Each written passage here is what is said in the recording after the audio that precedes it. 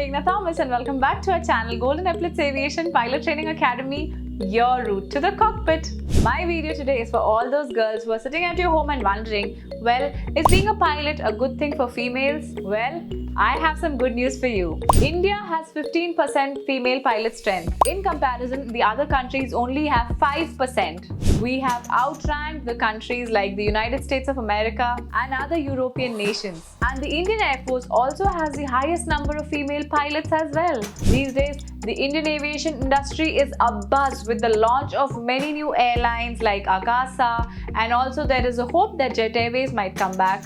Now with all this happening, the demand for pilots in India has soared to an all-time high. Interestingly, India has the highest number of women airline pilots as compared to any part of the world. You would also like to know that as per the data compiled by the International Society of Women Airline Pilots 2020, India has the highest ratio of female pilots in the world, leading the list with 12.4% female commercial pilots as opposed to the other nations. Well, that's something to be really proud of. Next in line is Ireland with 9.9% of female pilots. The survey further revealed that the smaller regional airlines are the biggest employers of female pilots. The civil aviation industry has become the key element of India's economy.